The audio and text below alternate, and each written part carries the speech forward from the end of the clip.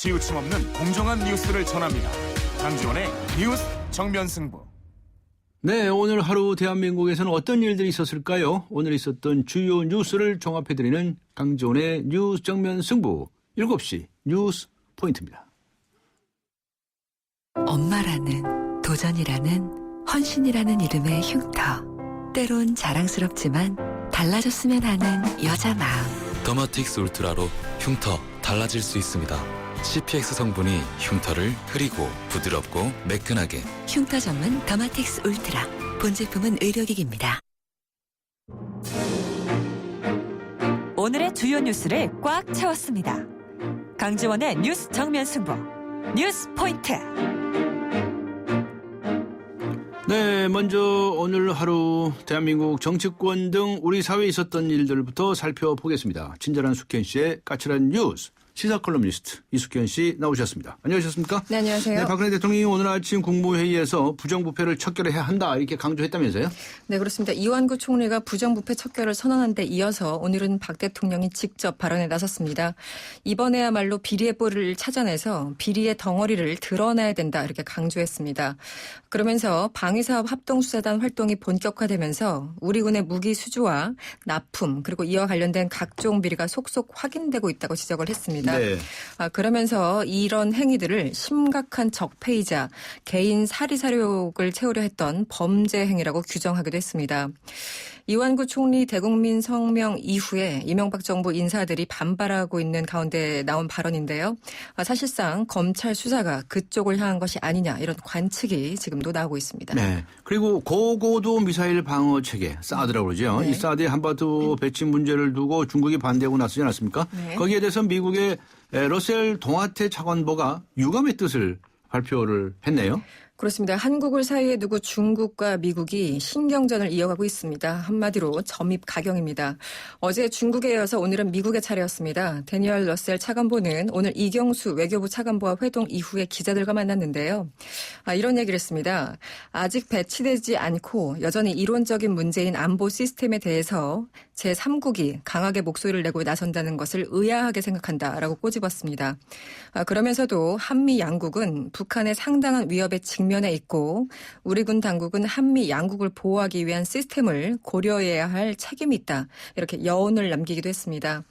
한편 지금 중국 정부가 주도하는 아시아 인프라 투자 은행이 관심사인데요. 한국이 가입하는 문제에 대해서는 한미 양국의 목표는 본질적으로 같다면서 사실상 가입 반대 입장을 시사했습니다. 네.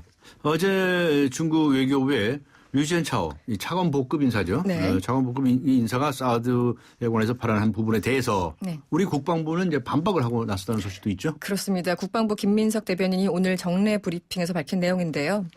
주변국이 주한미군의 사드 배치에 대해서 나름대로 입장은 가질 수 있다라고 전제를 하면서도 하지만 우리의 국방 안보 정책에 대해서 영향력을 행사하려고 해서는 안 된다고 강조했습니다. 방한 중인 류젠차오 차관보가 어제 이 중국 측의 관심과 우려를 중요시해주면 한다라고 사실상 강력히 반대 의사를 밝힌 것에 대한 우리 정부의 반박 내지 반발로 보입니다. 중국이 공개적으로 한국을 압박하고 있다는 지적이 나오자 정부가 발빠르게 대응한 모습인데요. 최근 큰 반발을 샀던 미 국무부 셔먼 정무차관의 과거사 발언에 대한 미온적 대응과 좋은 대조를 보여주는 것 같습니다. 네. 국회 정보위원회가 이병호 국가정보원장 후보자에 대해서 인사청문 보고서 채택했네요. 그렇습니다. 정부위가 오늘 오전에 전체회를 열었고요. 이병호 후보자에 대한 인사청문 보고서를 여야 합의로 채택했습니다. 네. 그동안 이념 편향적인 글들과 지난 대선 당시 문재인 후보에 대한 비판 등으로 논란을 일으켰던 이 후보자는 지난 2007년 한나라당 박근혜 예비후보 경선 캠프에 참여한 바도 있었습니다. 이 후보자는 어제 청문회에서 이 국정원의 정치 개입은 국정원을 망치는 길이라고 강조를 하면서 자신은 결코 역사적 범죄자가 되지 않을 것이라고 밝힌 바가 있습니다. 네. 삼성물산 측이요. 소음 피해 민원인을 사찰한 데 대해서 공식 사과가 했군요. 네. 그런데 일부 직원들에 대해서는 아무런 조치를 취하지 않았다고요? 그렇습니다. 최치훈 삼성물산 사장은 어제 블로그를 통해서요. 이 사과문을 올렸습니다. 저희 임직원들이 주주총회 준비 과정에서 민원인의 동향을 감시한 것은 매우 잘못된 행동이라면서 사과 글을 올린 겁니다. 그러면서 사찰 책임자로 지목된 박모 전무를 보직 해임 조치했습니다. 네. 그런데 단체 사찰 카톡방에 참여한 다른 직원들에게는요. 인사 조치가 취해지지 않아서 여전히 논란이 일고 있습니다. 해임된 박 전무는 레미안 아파트 소음 피해 민원인 강모 씨를 사찰하기 위해서 열어뒀던 카톡방 말미에 수고들 했어요라고 메시지를 올린 인물이기도 합니다. 자, 그리고 세월호 피해자 가족들이 세월호 참사 일주일을 한 달 앞두고 네. 선체 인양 그리고 실종자 수습을 촉구하는 그런 입장을 기자회견을 가졌네요. 네, 거의 이제 1년이 다 돼갑니다. 네. 오늘 세월호 4.16 가족협의회와 국민대책위는 기자회견을 열고요. 하루빨리 실종자 수색을 위해서 세월호 인양을 결정해달라 이렇게 촉구를 했습니다. 그러면서 실종자 9명의 가족들이 시신을 조속히 수습해서 유가족이 되는 것이 소원이라고 절규하고 있다 이렇게 강조하기도 했습니다. 네. 또 지금 특별법이 만들어졌지만 특별조사위원회가 제대로 활동하지 못하고 있는 등 바뀐 것은 별로 없다고 말을 했습니다. 한편 실종자 가족들은 선체 인양을 촉구하면서 지난달 26일부터 20일째 청와대 인근에서 1인 시위를 이어가고 있습니다. 네, 수고하셨습니다. 감사합니다. 네, 시사컬럼니스트 이숙현 씨와 함께 했습니다.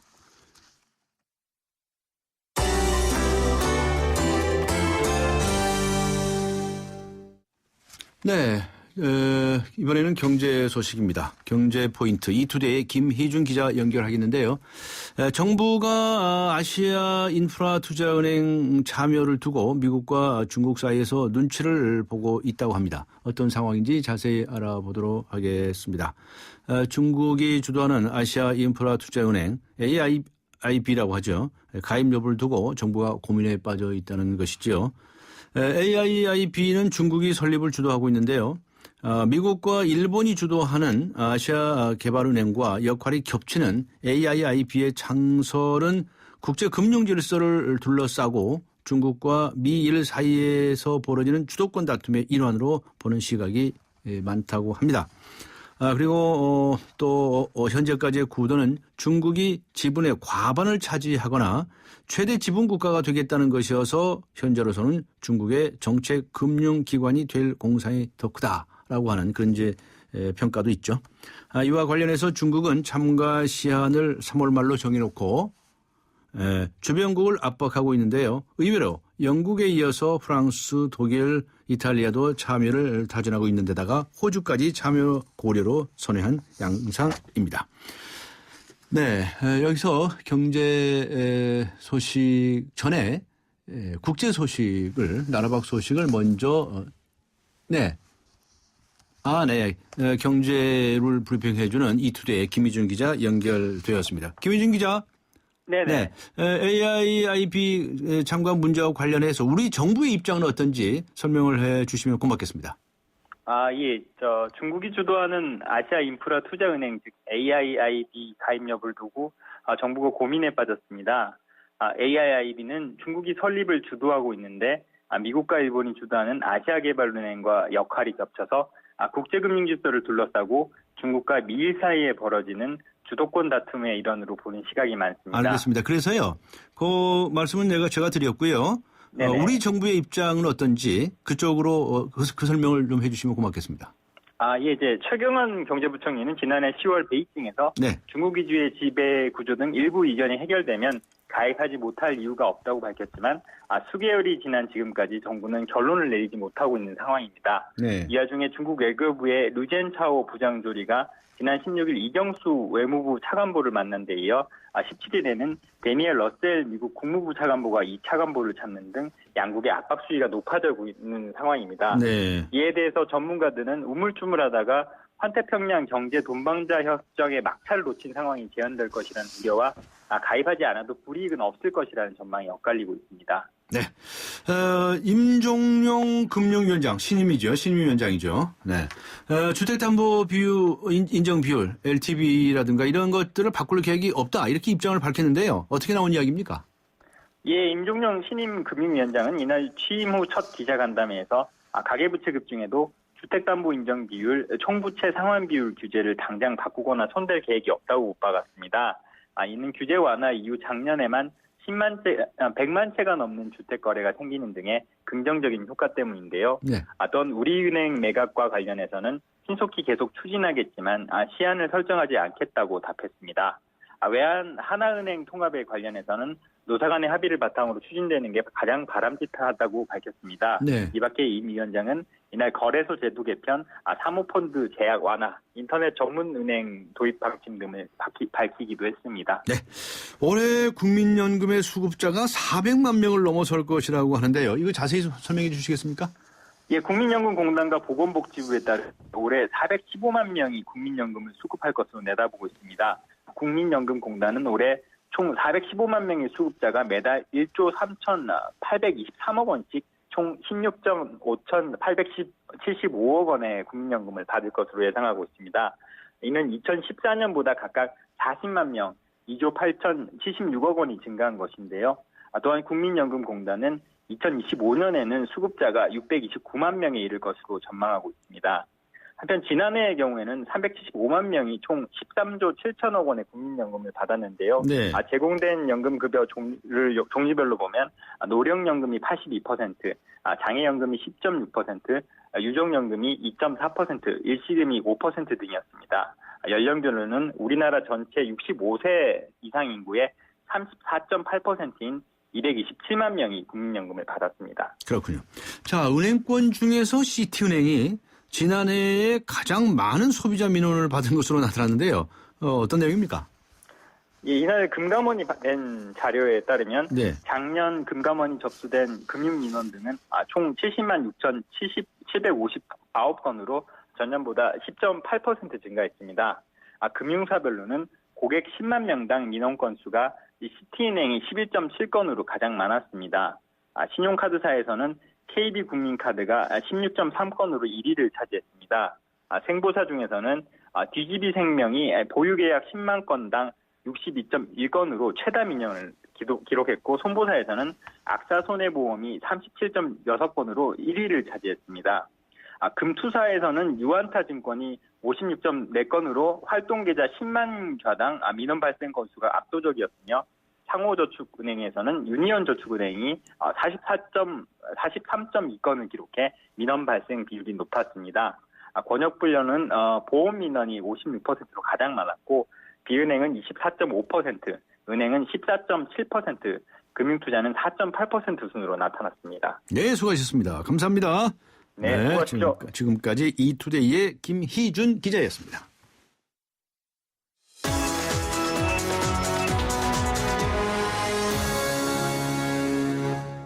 네, 이번엔 나라 밖 소식으로 가겠습니다. 오늘 하루 동안 세계에서는 어떤 일들이 있었을까요? 월드포인트 라이팅 국제부의 김지영 기자 연결하겠습니다. 안녕하세요. 네, 안녕하십니까. 네, 미국과 중국이 아시아 인프라 투자은행 AIIB라고 하죠. 이 가입 문제를 놓고서 치열한 외교전을 펼치고 있지 않습니까?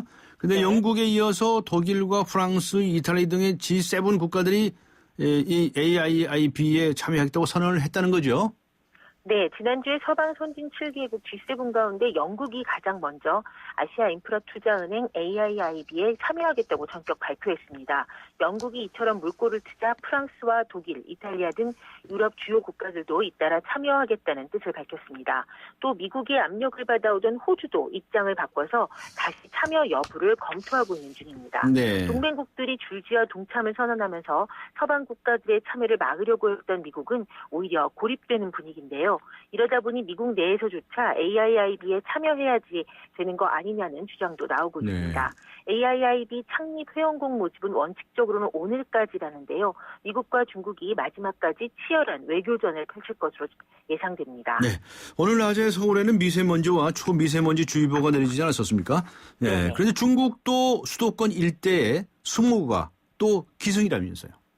네, 중국 베이징을 비롯한 수도권 일대에 극심한 스모그가 발생했습니다. 중국 중앙기상대는 어제 낮부터 베이징과 텐진, 허베이성 등 수도권 일대와 중부 내륙 산시성 일부까지 기준치의 최고 15배를 넘는 초미세먼지에 휩싸였다고 전했습니다. 특히 베이징의 경우 가시거리가 1에서 2km에 그쳐서 어제 한때는 3단계 스모그 경보 가운데 두 번째로 높은 오렌지색 경보가 내려지기도 했습니다. 중국 기상당국은 이번 스모그가 앞으로 이틀 정도 계속된 뒤에 오는 20일쯤 호전될 것이라고 내다봤습니다. 네, 이스라엘 총선 투표 시작이 됐죠. 네타냐후 총리 재집권이 좀 위태롭다 하는 이야기가 나오고 있는데 어떻습니까? 네, 이스라엘 총선 투표가 전국 만여 개의 투표소에서 일제히 시작돼서 지금 진행 중입니다. 네. 이번 선거에는 약 580만 명의 유권자가 참여해서 의원 120명을 선출합니다. 또 현지 시간으로 오후 10시에 마감이 되는데요. 마감 2시간여 뒤에는 잠정 투표 결과가 나오게 됩니다.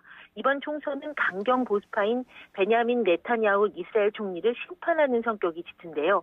4선 성공을 장담할 수 없는 상황입니다. 그동안 실시된 여론조사를 보면 네타냐후 총리가 이끄는 집권당 리쿠르당은 2위로 밀려나고 중도 좌파인 시오니스트 연합이 제1당 지위에 오를 것으로 전망됩니다. 네, 일본 쪽으로 가보겠습니다. 일본의 대기업들이 잇따라서 임금 인상에 나서고 있다는 소식이 있죠? 네, 닛산 자동차가 월 기본급을 5,000엔, 우리 돈 약 4만 6천 원 정도로 올리는 방안을 검토하고 있다고 일본 언론들이 보도했습니다. 교도통신은 닛산의 노사가 월 5,000엔 인상을 축으로 막판 조율을 진행하고 있다고 전했는데요. 네. 5,000엔 인상으로 최종 타결되면 지난해 인상폭인 3,500엔을 크게 윗돌게 됩니다. 앞서 동종업계 선두주자인 도요타가 역대 최대폭인 월 4,000엔의 기본급 인상을 단행하는 쪽으로 가닥을 잡았습니다.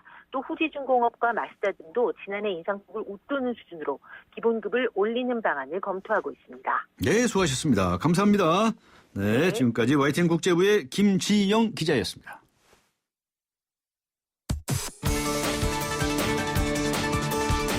대한민국의 오늘 치우침 없는 공정한 뉴스 강지원의 뉴스 정면 승부가 여러분의 참여를 기다립니다.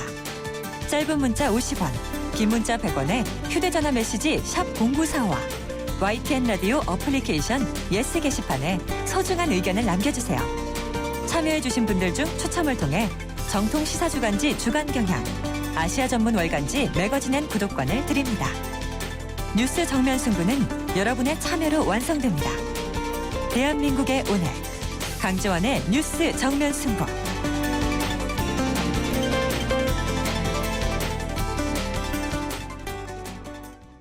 경남 진주에서 발생한 묻지마 살인으로 2명이 숨지고 1명이 크게 다쳤습니다. 피의자는 50대 남성인데요. 인력사무소에서 일감을 기다리던 인부들에게 흉기를 휘두른 것입니다. 사망한 피해자 중 1명은 중국 동포인데요. 피의자는 경찰 조사에서 중국 동포에 대한 적대감을 드러냈다고 합니다. 전문가 연결해서 사건 원인 등을 자세히 알아보겠습니다. 중앙경찰학교의 김복준 교수 연결합니다. 안녕하세요. 예, 안녕하십니까. 네, 이 사건의 피의자는 어떤 사람으로 드러났습니까? 이 사람이 전 씨라고 55세 남성인데요. 네. 아마 경기도 수원 쪽에서 그전에는 살았던 모양입니다. 근데 한 1년 전에 이혼을 하고 진주로 이제 내려와서 네. 이제 일용직 노동자로 이렇게 생활을 하고 있는 것 같습니다. 네. 근데 이제 지금 오늘 사건이 발생한 범행 현장에는 인력공사에 한 4개월 전부터 와가지고 네. 몇 번에 걸쳐서 거기서 일을 한 적은 있다고 그래요. 아하. 예. 그런데 그 인력사무소에 가서 자신도 일감을 구하려고 했던 모양이죠. 그런데 그러니까 이제 그런 것 같습니다. 네, 다른 인부들에게 흉기를 휘둘렀어요. 그 범행 동기는 뭐라고 봐야 됩니까? 네, 제 생각에는 제가 추정하건대 이 사람이 이제 최근에 우리 사회에서 오원춘이라든지 박춘봉 이런 사람들 중국 공교롭게도 중국 교포들에 의한 토막 사건이 좀 일어났지 않습니까? 예. 근데 일종의 이제 제노포비아 현상이 사실 우려되는 상황이기도 한데요. 예. 제 추정컨대 요 사망한 분 중에 한 분이 아마 유 씨라고 57세 되신 분인데 그분이 중국 교포입니다. 예. 중국 교포하고는 한두 번 일을 하면서 아마 교포 쪽으로부터 중국에 있는 폭력 조직 흑사회 말을 좀 들었던 것 같아요. 아. 예, 그래서 아마 추정컨대는 교포가 흑사회를 팔면서 좀 뭐라 그럴까 뭐 이른바 좀 과시를 좀 한 것 같은 게 꽂혀 있었던 걸로 보여집니다. 네, 네. 그러면 그 중국 동포 그 일을 표적으로 이런 범행을 저질렀다고 이렇게 보시나요? 이제 이게 아마 이제 묻지마 범죄의 두 가지 특성이 이제 첫 번째가 정신질환의 일종인 어떤 피해망상에서 야기되는 경우가 있고요. 예. 그 다음에 이제 현실에 대한 어떤 부정, 불만, 절망 상태. 예. 요 두 가지가 양대 특성인데 이 사람 같은 경우는 두 개가 좀 복합돼 보입니다. 예. 예, 피해망상도 좀. 네, 여기서 잠시 끊고요. 지금 국회에서 오늘 있었던 청와대 회담 브리핑 결과가 진행된다고 합니다. 브리핑 듣도록 하겠습니다. 중동 순방 성과 및 경제 정책을 비롯한 각종 현안에 대해서 진지한 대화가 이루어졌습니다. 우선 대통령은 10여 분간 중동 방문의 구체적인 성과를 설명하고 문 대표가 모두 발언에서 제기한 내용에 대해 입장을 설명했습니다. 이후 경제 현안에 대해 집중적인 의견 교환이 이루어졌으며 지금 여러분께서는 박근혜 대통령과 여야 대표 회동 브리핑 생중계를 YTN 라디오로 듣고 계십니다. 인식을 같이 한 주요 의제는 다음과 같습니다.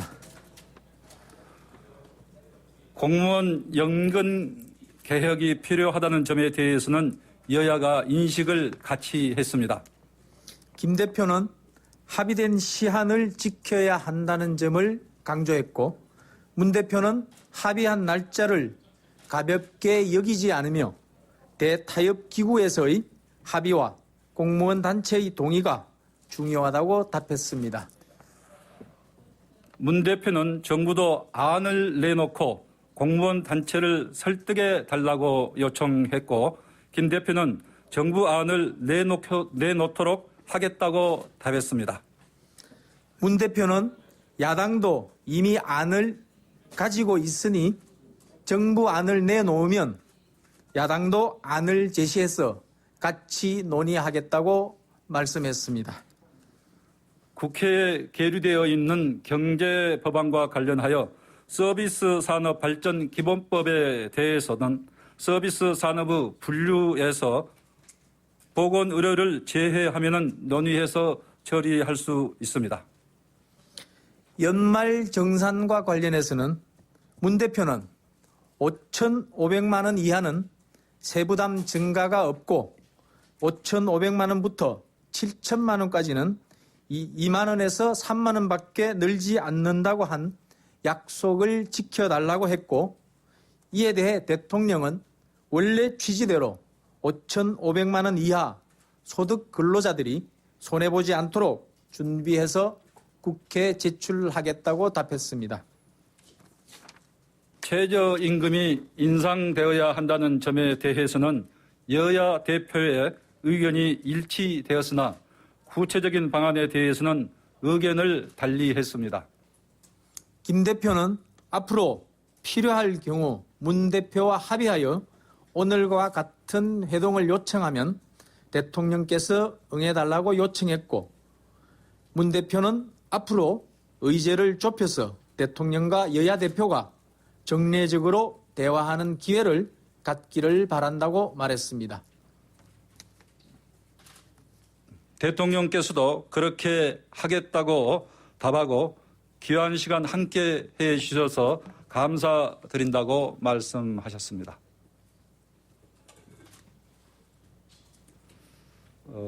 좀 더 자세한 내용에 대해서는 우리 박 대변인 또는 저는 우리 당 원내대표실에서 따로 브리핑을 해드리겠습니다. 예.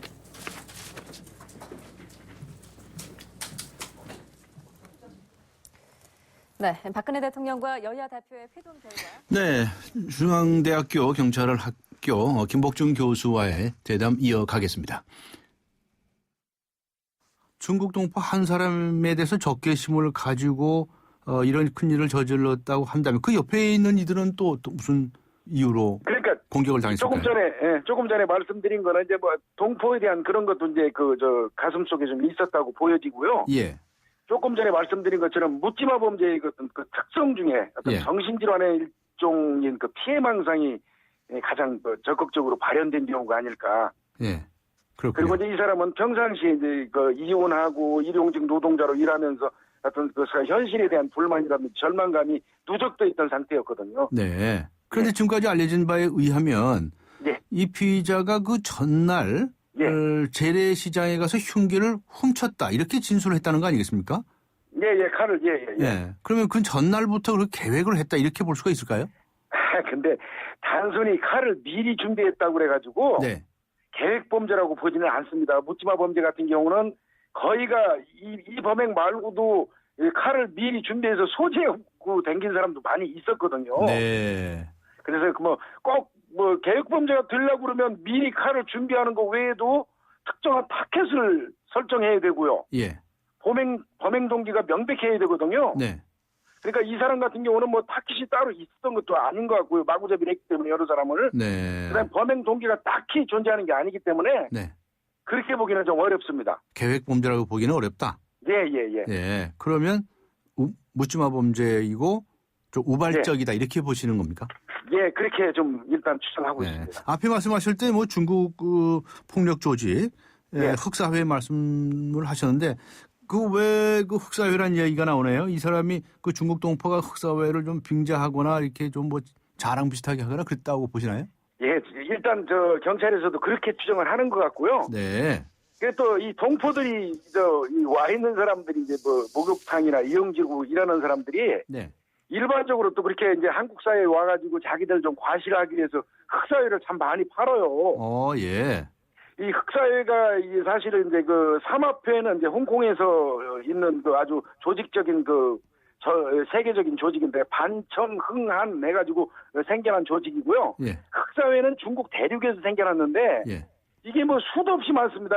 청룡방, 산시성을 중심으로 하는 무슨 청룡방, 그다음에 중국 남부 지역을 중심으로 하는 매화방, 선양파 해가지고 한 4,000개 조직에 한 100만 명 이상 된다 그래요. 중국의 인구가 워낙에 많으니까요. 예. 네. 얼마 전에 또 흑사회 멤버 부두목이었던 찡따오에서 루참보라는 사람이 우리나라로 숨어 들어왔다가 검거된 적이 있었습니다. 예, 그랬었죠. 예. 그러니까 과시하는 사람들이 많이 있습니다. 이렇게 교포들이. 한국 여자 다 잡아간다는 얘기는 또 왜 나오는 말이에요? 이 사람이 하여튼 복합적으로 그렇게 정신 상태가 좀 그런 상태에서 유추하고 이렇게 한 것 같습니다. 알겠습니다. 자, 이제 우리나라에서 자꾸 묻지마 범죄가 증가하는 것 같은 그런 느낌을 받게 되는데요. 우선 묻지마 범죄라는 것이 이제 언론상의 용어인지 아니면 좀 전문적인 용어인지요. 설명을 좀 해주시고 우리나라에서 과연 어느 정도로 증가하고 있는지 설명을 해주실 수 있으실까요? 예, 일반적으로 묻지마 범죄가 이제 무동기 범죄라고도 얘기를 합니다. 네. 근데 이제 이 문제는요. 범인의 입장에서는 나름 동기가 있어요. 예. 우리 일반인들이 피해를 당하는 우리 입장에서 볼 때는 이거 말도 안 되는데 와가지고 갑자기 사람 죽이고 찌르고 하니까 무동기 범죄라고 얘기하지만 범인의 입장에서는 그동안 현실 세계에 대한 불만, 절망 이런 게 전부 누적돼 있다가 자기 나름대로는 어떤 순간에 팍 폭발하는 거거든요. 예. 그래서 이제 범죄학자들이 저도 범죄학을 하고 있습니다만 범죄학자들이 이제 최근에 와서 이 무동기 범죄 이거에 대한 대비를 지금 철저히 해야 되겠다고 생각을 하고 있는데 우리나라가 지금 그 시스템은 좀 많이 미약합니다. 네. 미국 같은 데에서는 이제 묻지마 범죄로 범행을 하고 교도소에 들어갔다가 출소하는 사람들은 이 지역 사회에 안정하게 복귀하기 위해서 리엔트리 재진입 제도 그거를 운영해가지고 이제 지역사회하고 연계해서 직업교육도 시키고 무엇보다도 약물 치료를 지속적으로 해주고 있거든요. 근데 우리나라는 지금 그 시스템이 지금 부재합니다. 이건 신속히 지금 강구를 해야 될 사안입니다. 네. 출소자라고 말씀하셨으니까 이미 한 번 범죄를 저질렀을 때 출소한 후에 이렇게 리엔트리라고 말씀하셨는데 그런 여러 가지 이제 대비책을 만드는 거 그 이해가 가는데요. 출소가 아니라 맨 처음에 이런 범죄를 저지르는 것을 예방할 수 있는 그런 방법이 없을까요? 그래서 이게 답답한 게 이제 범죄학적인 측면으로만 볼 수가 없거든요. 이거는요. 사회학적이거나 교육학적이나 사회 심리학적으로 우리 사회가 전체가 통틀어서 연계해가지고 예방을 해야 되는데요. 이 묻지마 범죄의 심각성이 뭐냐면요. 이 이게 저 사회 전체에 대한 무작위적인 화풀이거든요. 아, 예. 그 다음에 이제 뭐 아무한테나 불특정 다수예요. 예. 근데 이제 특히 또 이 사람들도 또 가린단 말입니다. 범행 쉬운 그 여성이라든지 노약자를 또 선정하는 경우가 특히 많아서 아하. 피해가 상당히 크다는 겁니다. 예, 예. 그리고 특정한 시간대가 정해져 있지 않는 거죠, 이 사람들은. 아무 때나. 그러니까. 예. 예, 이게 이제 이 무동기 범죄의 심각성인데 이 부분을 지금 우리 사회에서 좀 간과하고 있는 부분이 많이 있어서 이 범죄학자들이 네. 고민을 많이 하고 있습니다. 이거. 네. 그 사회 전체에 대한 분노가 폭발하는 거로군요. 그렇습니다. 네. 자, 이제 이런 문제가 자꾸 많아지는 것은 참 사회를 불안하게 하는 건데, 네, 네. 이런 왜 사회에 대한 분노, 화풀이 이런 것들을 좀 막아나가야 되지 않겠습니까? 피해 당연히 예방을 그래야 위해서 됩니다. 어떤 제안의 말씀을 좀 하시고 싶으신지요? 그래서 이제 일단 그 이제 학자들하고 그다음에 이제 정부 측에서 무엇보다도 좀 앞장서서 나서야 할 입장일 것 같습니다. 네. 예, 사회 연계 시스템인데요. 네. 그 사회 심리학적인 사회 심리학자들하고 예. 이 범죄학자들하고의 어떤 자리를 만들 수 있게 하고요. 예. 정부에서 이런 워크숍이나 그 연구 자료를 발표하도록 조치를 좀 취해주는 게 필요할 것 같고요. 네. 물론 이제 문제는 비용입니다. 비용. 예, 예. 예, 이제 부수는 비용은 어차피 정부에서 좀 해줘야 될 것 같고요. 예. 하여튼 무엇보다도 제일 중요한 거는 이제 우리 국민들이 좀 의식이 예. 사회가 좀 잘 살 수 있게 네. 그 왕따 문화 같은 것들이 이제 직접적으로 작용하는 요인이 되거든요. 예. 사람을 따돌리거나 멸시하거나 무시하는 이른바 요즘에 말하는 갑질 같은 것들도 이런 범죄가 유발될 수 있는 요인을 제공하고 있다는 것이죠. 네. 우리 사회가 여러 가지 불안한 요소들이 많이 늘어나고 있어서 예. 범죄를 자극하는 그런 요인이 되고 있다 이런 말씀이시군요. 그건 네, 사회적인 그렇습니다. 어떤 연구를 더 많이 해야 되겠다 이런 말씀이시군요. 그렇습니다. 지금 알겠습니다. 그렇습니다. 오늘 말씀은 여기까지 듣겠습니다. 고맙습니다. 네, 감사합니다. 중앙경찰학교의 김복준 교수였습니다. 서윤이 엄마. 민호 아버님. 당신의 이름 대신 누구 엄마, 아빠로 불리는 일이 많아졌다면 악사 자동차 보험과 만나세요. 당신과 자녀에게 꼭 필요한 보장을 다이렉트로 더 저렴하게, 모바일로 간편하게. 악사 다이렉트. 가입 시 유의사항을 꼭 확인하세요. 코웨이에선 정수기 필터 교체하듯이 오염된 매트리스 상단을 새 걸로 교체할 수 있대요. 우와! 게다가 미세먼지부터 진먼지 진드기까지 7단계로 케어해준대요. 우와! 위생까지 책임져야 진짜 침대다. 코웨이 매트리스 케어 렌탈 1588-5200. 네, 오늘의 뉴스 생각하기 주제입니다. 부모님 봉양, 나이 드신 부모님 봉양에 대해서 여러분은 어떻게 생각하십니까? 라는 주제를 드리고 있습니다. 짧은 문자 50원, 긴 문자 100원의 유리 문자죠. 우물정 0945, 우물정 0945 또는 YTN 라디오 어플리케이션 예스 게시판에 글을 남겨주시기 바랍니다. 잠시 후 뵙겠습니다. 서양 고전음악을 완성시킨 천재 작곡가 악성 베토벤. 그의 음악적 잠재력을 일깨워준 사람은 스승인 크리스티안 네페 선생님이었습니다. 네페 선생님은 지루한 이론과 반복적인 연습을 강요하지 않았습니다. 이탈리아와 프랑스, 독일의 유명한 오페라를 감상할 기회를 마련했고 어린 베토벤이 음악에 대해 더 깊이 느끼고 생각할 수 있도록 이끌었습니다. 가르치는 것이 아니라 깨우치는 교육, 아이들의 잠재력을 활짝 꽃피우는 우리 교육의 희망입니다. 이 캠페인은 I am the key, 눈높이 대교와 함께합니다. 강지원의 뉴스 정면 승부. 네, 나이 드신 부모님 봉양에 대해서 여러분은 어떻게 생각하십니까? 오늘의 뉴스 생각하기 주제이죠. 9767번님께서는요. 자식만 바라보고 노후 준비 안 해놓았다간 나중에 큰 코 다칠 것 같습니다. 예전과 시대가 많이 변했습니다. 라는 의견을 주셨고요. 4730번님께서는 부모 보양이 사회 문제가 된 것을 안타깝게 생각합니다. 저도 78 되신 어머님을 모시고 있는데 모시는 게 아니라 가족이라는 생각으로 함께 살고 있습니다. 라는 의견 주셨습니다. 우물정 0945, 우물정 0945번 또는 YTN 라디오 어플리케이션 예스 게시판에 글을 남겨주시기 바랍니다. 추첨을 통해서 정통시사 주간지 주간경향 그리고 아시아 지역 전문 월간지이죠. 매거진 N 구독권 보내드리겠습니다. 강정원의 뉴스 정면 승부 4부 들어갑니다.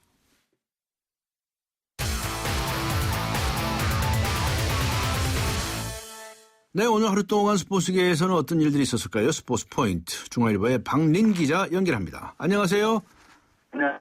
네, 여보세요. 네, 안녕하세요. 네네. 마이크 전화기 상태가 좀 안 좋은 것 같은데요. 다시 연결하겠습니다. 네, 전화 상태가 좋지 않아서 박린 기자 다시 연결하도록 하겠습니다. 슈트리카의 축구 대표팀 감독이 이번 달 두 차례 평가전에 나설 명단을 발표했지요.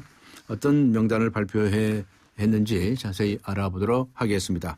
오늘 그 명단을 자세히 좀 얘기해 주세요.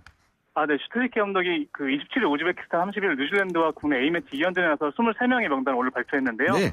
슈트리케 감독은 소속팀 경기에 나서지 못하는 선수들에게 기회는 없다고 확고한 선수 선발 원칙을 적용했습니다. 그 독일 아우크스부르크에서 최근 4경기 연속 선발 출전한 공격수 지동원과 위건으로 이적해서 최근 1년 3개월 만에 골을 넣은 공격수 김보경을 처음 발탁했는데요. 반면 부상에서 회복한 전북 공격수 이동국은 제외했는데 슈트리케 감독은 그 이동국이 이번 시즌 몇 분이나 출전했는가 지나치게 대표팀의 문턱이 낮아서는 안 된다고 말했습니다. 네, 그랬군요. 네.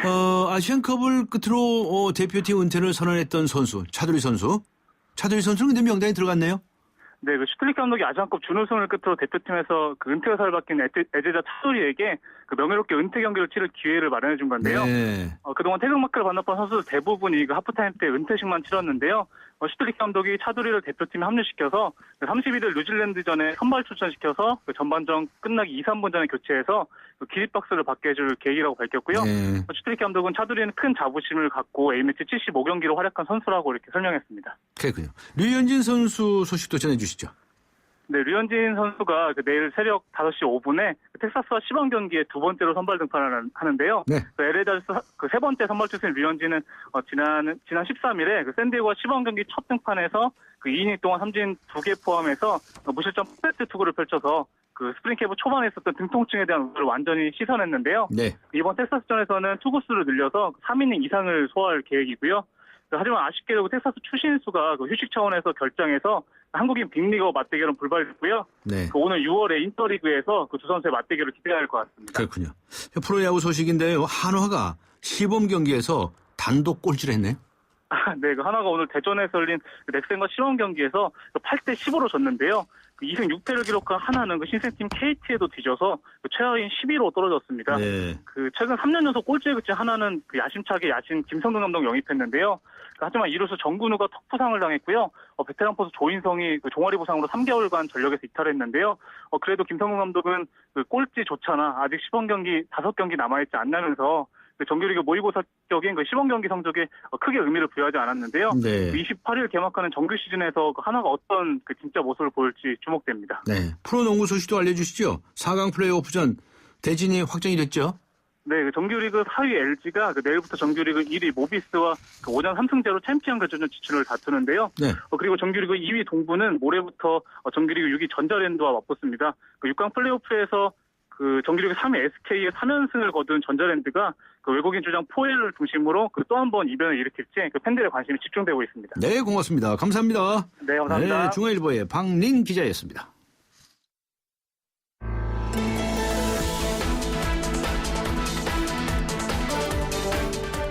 세상을 바꾸는 정면 승부.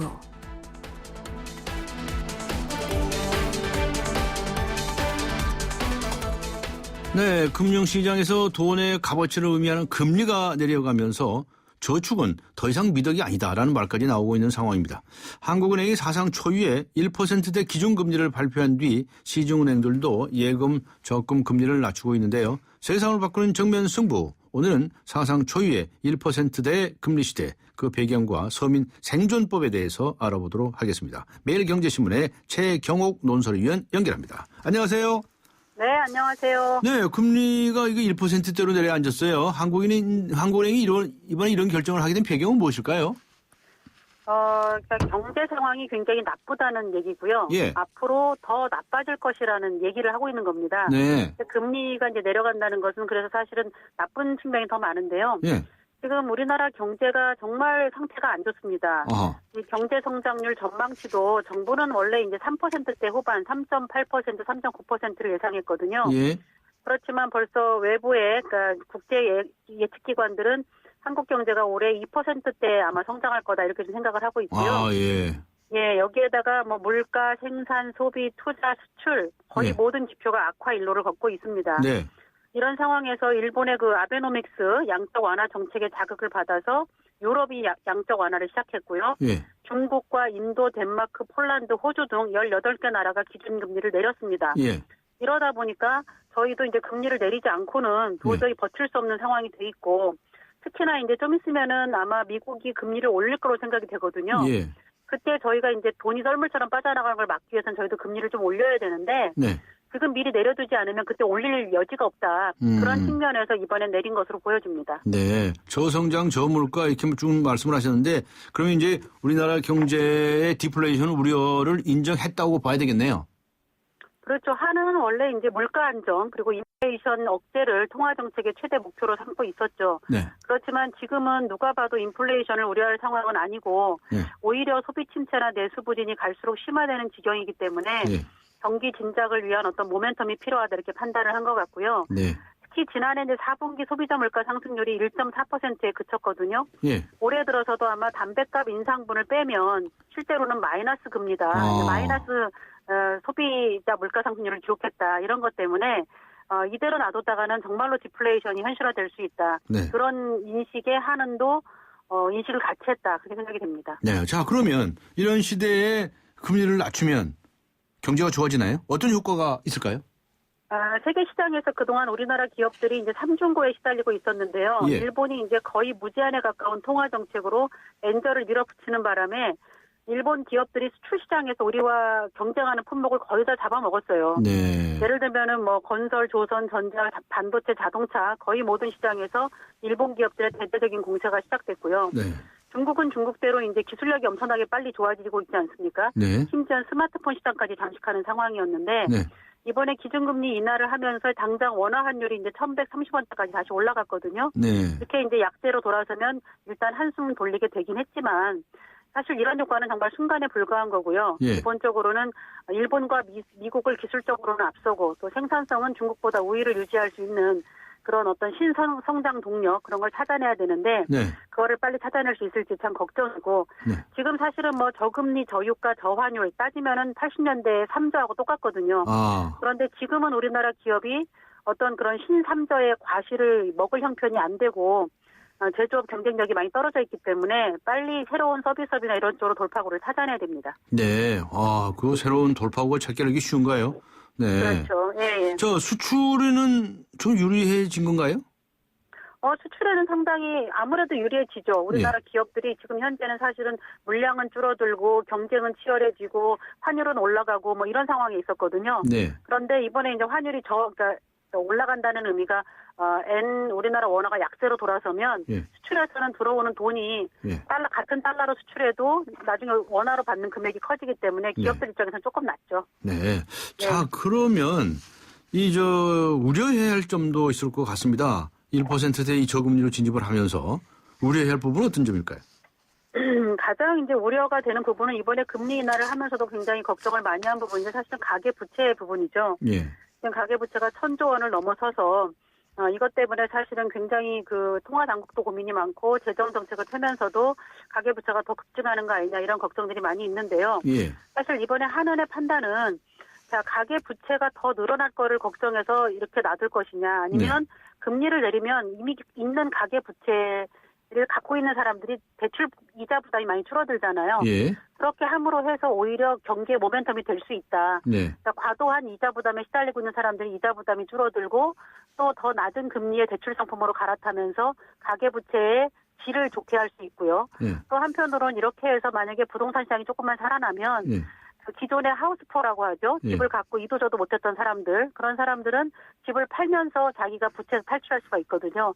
그러저러한 측면에서 볼 때는 금리 인하가 더 낫다라고 본 거고요. 이번 같은 경우에도 제가 볼 때는 그렇습니다. 지금 이제 일단 대출이자가 많이 줄어들거든요. 3년 전에 비해서 지금 3년 전에는 예를 들어서 한 3% 중반이었다면 지금은 1.75%까지 내렸으니까 예. 한 절반가량 줄어들었고요.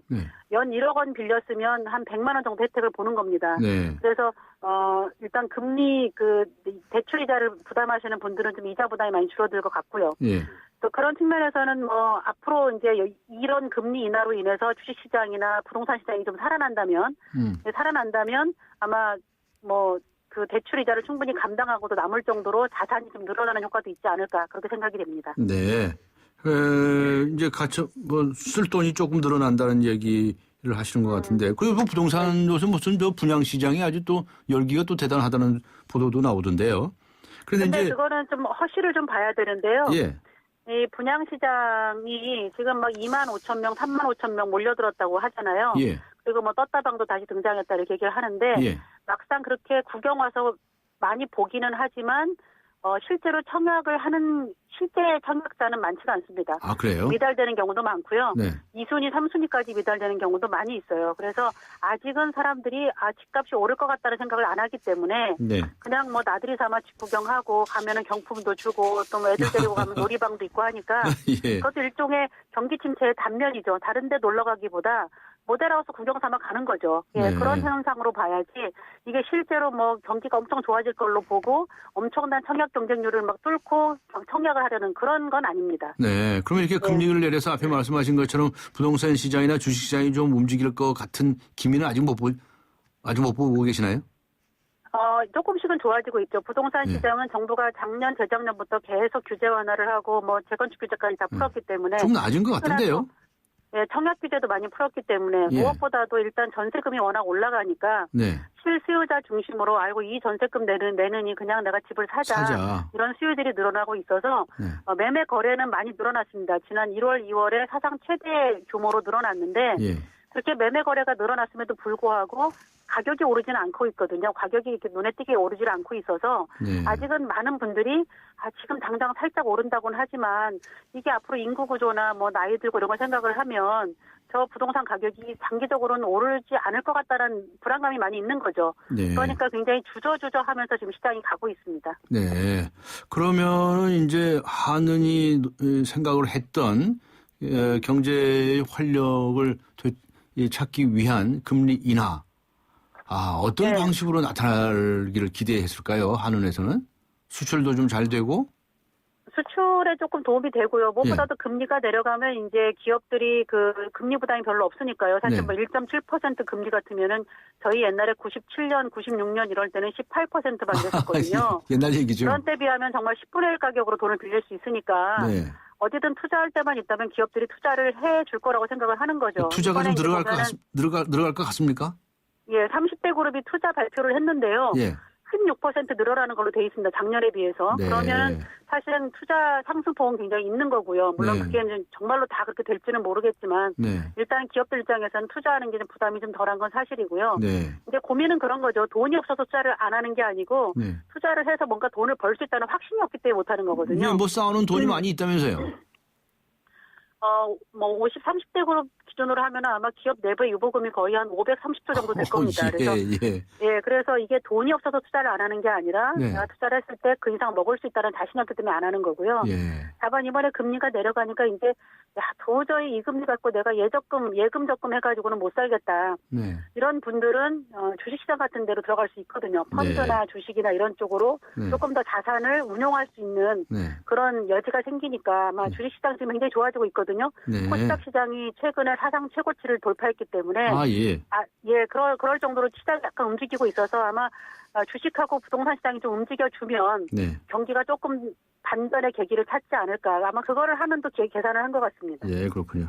그런데 앞에도 말씀하셨지만 참 기업 투자를 좀 늘릴 수 있는 그런 방안이 있으면 좋은데요. 돈 생기면 다 투자할 거라고 말씀하시는데 정말 잘 안 움직인다라는 하는 느낌을 버릴 수가 없거든요.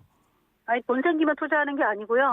돈이 있어도 투자할 거리를 지금 못 찾고 있는 거죠. 우리가 흔히 얘기하는 이른바 신성장 동력인데 돈 생기는 정부가 정부가 그래서 계속 서비스업을 일으켜야 된다 뭐 이런 얘기를 하는 이유가 지금 규제 혁파를 하는 이유가 뭐냐면 기업들이 투자를 하고 싶어도 규제가 가로막고 있다 이런 거잖아요. 네. 그래서 규제 혁파를 해야 된다는 거고 저희가 알겠습니다. 지금 뭐 노동인이 금융인이 뭐 교육인이 개혁을 4대 개혁을 해야 된다는 것도 네.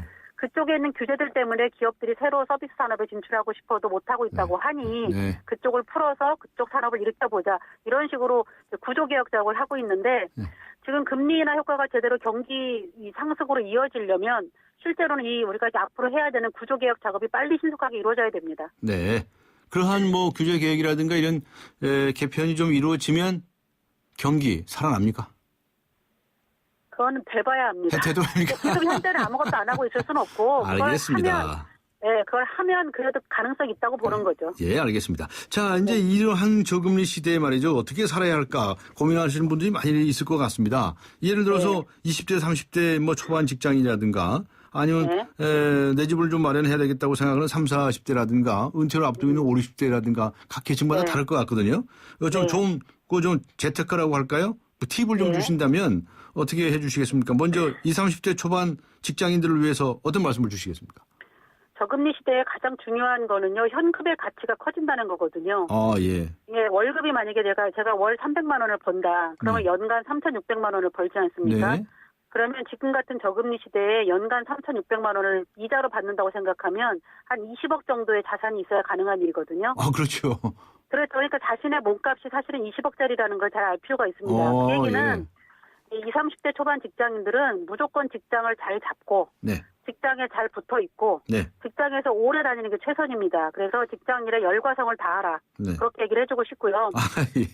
네, 그다음에 30, 40대들은 사실은 이게 이제 교육비도 많이 들어가고 집도 장만해야 되고 되게 복잡한 나이잖아요.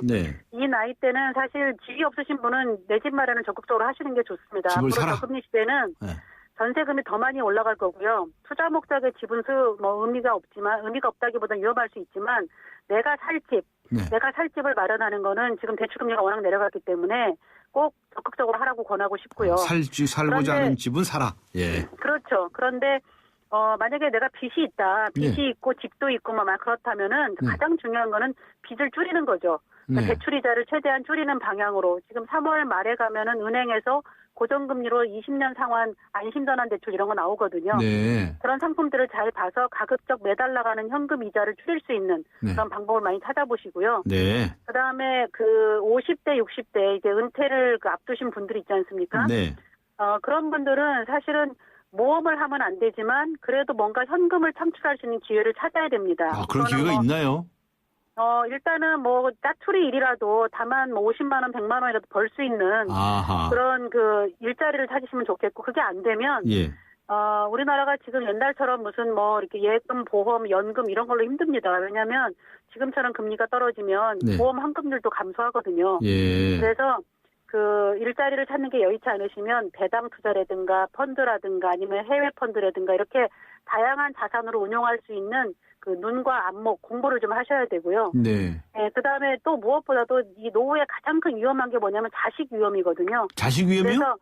그래서 자식들이 무슨 결혼을 하는데 혼수를 해준다든가 결혼식을 결혼하게 해준다든가 집을 전세금이라도 마련해준다든가 이런 걸 하면은 감당할 수가 없습니다. 그래서 아주 냉정하게 사실은 손절매를 해서 나중에 내가 내 앞가림을 할 수 있는 정도는 확실하게 챙기고 자식을 도와줘도 줘야지 이게 자식한테 무한정으로 줬다가는 나중에 큰일 날 수가 있기 때문에 자식 리스크를 최소화하는 게 가장 중요하다고 봅니다. 알겠습니다. 자식 리스크를 최소화해라. 이제 결혼한다고 이 집 사주거나 전세금 대주를 생각하지 마라.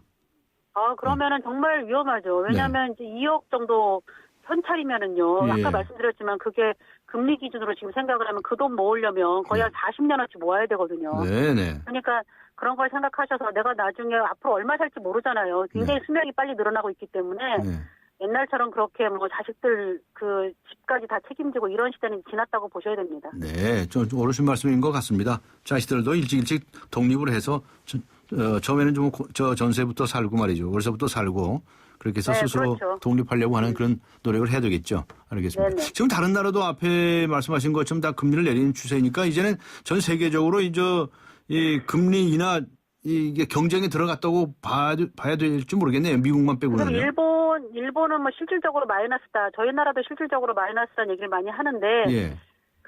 지금 스위스하고 덴마크하고 이런 나라들은 금리가 마이너스 0.05%인 경우가 있습니다. 이 얘기는 뭐냐면 그래요? 은행에 돈을 맡기면 네. 맡긴 사람이 이자를 내야 되는 거예요. 세상에 그런 법이 어디 있습니까? 예, 예치 이자를 줘야 되는 그런 수준까지 가 있거든요. 그러니까 지금은 정말 전 세계적으로 아까 제가 말씀드렸지만 18개 나라가 동시에 금리를 내렸고 네. 그다음에 영국이나 뭐 이런 일부 같은 데는 정말 무제한적인 양적 완화 정책을 하고 있는데 네. 이 나라들이 그렇게 하는 이유가 뭐냐면 일본의 20년 장기 불황을 봐서 그렇습니다. 일본의 그 장기 디플레이션을 보니까 야, 저거는 정말 한번 들어가면 죽는구나. 나라가 20년, 30년 동안 꼼짝을 못하는구나. 예. 라는 걸 너무나 봤기 때문에 네. 어떻게든 디플레이션을 막기 위해서 할 수 있는 수단을 다 쓰는 거거든요. 그래서 저희 나라는 사실은 한은이 좀 대응이 늦었다는 얘기도 하거든요. 네. 일본 같은 디플레이션 조짐을 보인 지가 벌써 한 4, 5년 되는데 네. 여전히 한은이 물가 목표니 뭐 인플레이션이 이런 게 매여 있었다. 네. 그런 비판도 있고 아까 말씀드린 그 구조개혁도 우리가 그 구조개혁을 안 하고 있으면 무조건 죽는 거고 네. 하면 혹시 살지도 모르지만 네. 이거를 너무 늦게 하면 그땐 또 타이밍이 늦을 수 있거든요. 네. 다른 나라 다 하고 있는데 우리가 맨 나중에 해봐야 네. 우리는 그 효과를 볼 수 없기 때문에 지금 기왕에 구조개혁을 할래도 올해 안에 다 끝내야 됩니다. 네. 그래도 살까 말까 사실 하거든요. 네. 오늘 청와대에서 뭐 여야 대표하고 대통령하고 회담이 있었는데 역시 이게 경제에 관한 얘기를 가장 많이 했다고 하더군요. 뭔가 좀 기대를 좀 해봐야 되겠네요. 어떻게 해서든 경제 살려야죠. 알겠습니다. 네, 그렇죠. 지금 뭐 국회에 워낙 법안들이 계류가 돼 있어서 일단 그거부터 통과시키고 경제 살리기를 해야 될 것 같습니다. 예, 알겠습니다. 고맙습니다. 네. 지금까지 매일경제신문의 최경옥 논설위원이었습니다. 안녕하세요. 영화배우 황정민입니다. 유플러스 가족 무한 사랑 들어보셨어요? 가족 중 한 명이라도 유플러스면 온 가족 휴대폰 요금을 매달 할인해줍니다. 거기다 인터넷까지 유플러스면 LTE 무한대 요금을 최대 반값으로 쓸 수 있습니다. 국내 유일 유플러스 가족 무한사랑 클럽. 지금 유플러스 매장에서 만나보세요. 네, 나이 드신 부모님 봉양 여러분 어떻게 생각하십니까? 0773번님 신생아 때부터 자립 때까지 부모님의 도움을 받았으니 이젠 반대로 나이 드시고 힘없는 부모님을 모시는 게 당연하지 않을까요? 세대가 변했다 하지만 효는 불변했으면 좋겠습니다. 라는 의견을 주셨습니다. 많은 분들께서 의견을 주셨는데요. 오늘 의견 주신 분들 중에서 휴대전화 끝자리 0773번님께 주간 경향을 2261번님께 매거진 N 구독권 보내드리겠습니다. 네, 오늘 3월 17일 화요일 강지원의 뉴스 정면 승부 오늘 순서 여기서 모두 마치고자 합니다. 청취해 주신 모든 분들께 감사의 말씀 드립니다. 여러분 고맙습니다.